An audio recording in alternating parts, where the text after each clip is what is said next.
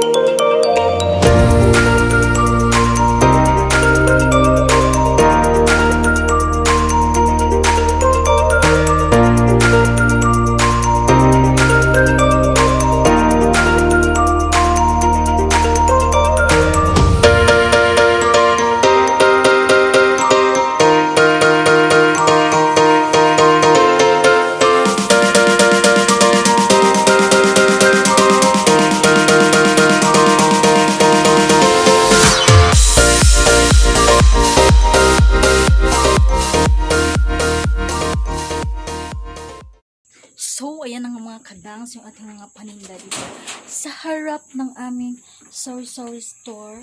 Ayan mga kadangs. So, this is our new, not new mga kadangs kasi dati ko nang ginagawa ito mga kadangs, no? And this is our small business, very small business mga kadang, kaya support sa ating small businesses out there mga kadangs. So, yun mga kadangs, and proceed na tayo sa ating next house chores.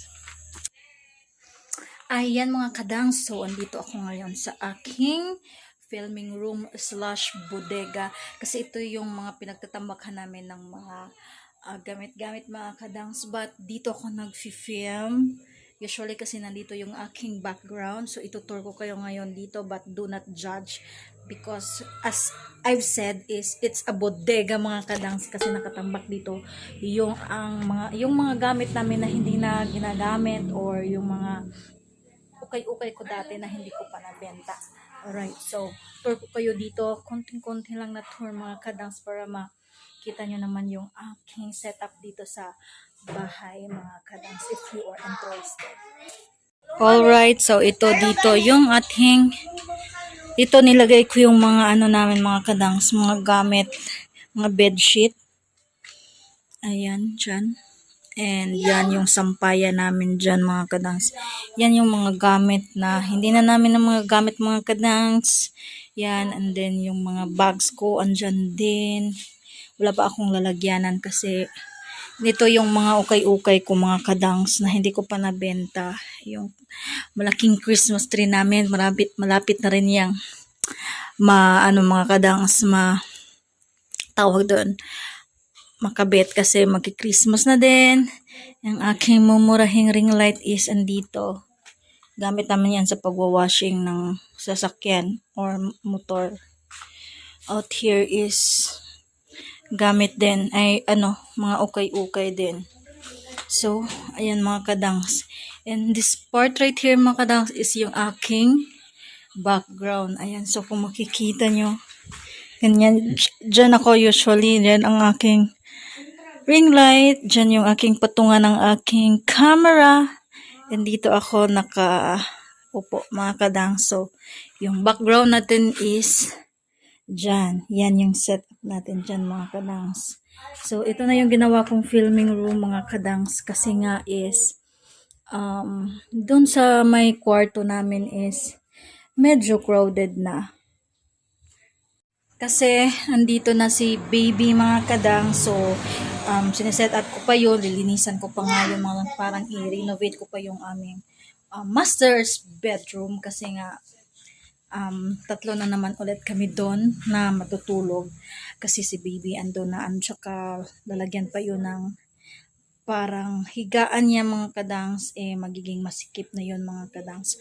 So ito na nga yung aking background mga kadangs, ito yung aking mga old pictures when I was still in college, and yung mga storage ko ng makeup brushes dyan, ng mga anik-anik ko dyan mga kadangs, ayan sila. And itong drawer na to, matagal to. So, sa paglipat namin dito, andito na to, ito na talaga yung nilalagyan ko ng aking mga makeups and etc. dyan mga kadangs. Andito lahat ng aking mga makeup. So, kung gusto niyo magkaroon tayo ng